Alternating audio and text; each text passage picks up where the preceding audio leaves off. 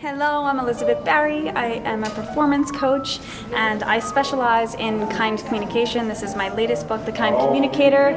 I have a podcast called Beyond Ego, and I am looking forward to inspire and motivate you in today's interview. And when did you start writing?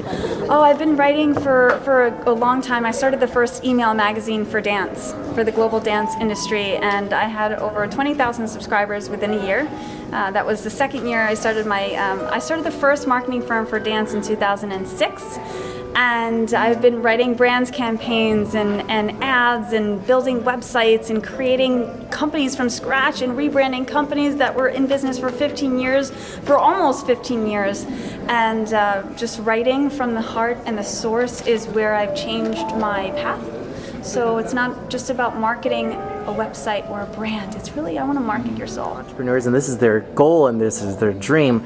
As far as, the amount of followers that you initially had, it's a lot. Mm-hmm. And I'm sure that, as times change, marketing changes the way that social media is. But when it comes down to it, it's all about the engagement. Yes. So as far as communication goes, how can their communication with their own customers, how can they better themselves? What can they do? It's about the engagement, but it's also about the authenticity. I think a lot of us are looking online and we want to do what everyone else is doing, but my advice to you would be to do something different.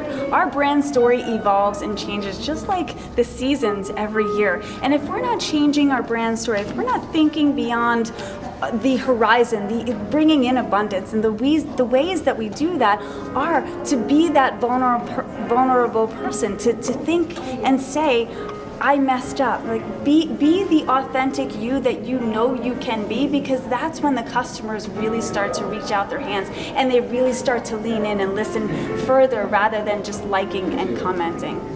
And that's so important, especially when you're talking about, just liking. Because a lot of people say, oh, I have this many followers, or I have this many likes. But it's really about the percentage, Look, at the end of the day, if you look at everything, if you're getting up every day and you're sharing a message that's real and authentic, you're going to feel good at the end of the day. You're not going to be doing it for the likes. Because when you do something for someone else, you don't have that intrinsic feeling in your heart. You are doing it for the ego, which is the false self.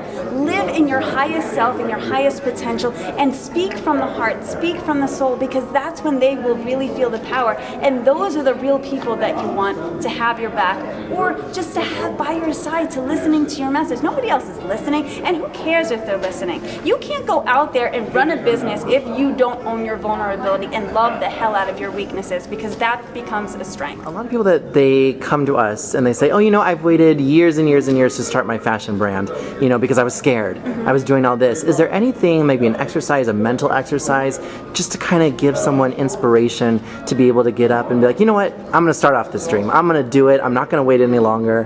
What inspires people? Well, what I do is I have gratitude moments. I start every day in the morning and every evening with a gratitude moment, because that puts me in the present tense. I actually have a painting in my bedroom that is a gratitude painting, and I asked a friend to specifically do that for me. So you can have something like a flower or a piece of artwork or a heart chakra stone or whatever it is that you're into, and know that in your soul that when you get up every day, that is your reminder. Get off of that phone. Get into that soul. Because when you look at that and that's your reminder, that says I have to be grateful for my hands, my feet, my eyes, my ears, my taste buds. And then when you go to bed every night, get that phone away and you say to yourself, I'm grateful, because that's when you're living in service. If you're not doing something that you want to do, you're not living in the service of your soul. So live in the service of you. And that's when you just screw it, like Richard Branson says, screw it, just do it. Don't, and Wayne Dyer says, don't let the wake drive your boat. You're past. The wake is in the back of the boat. You're the driver.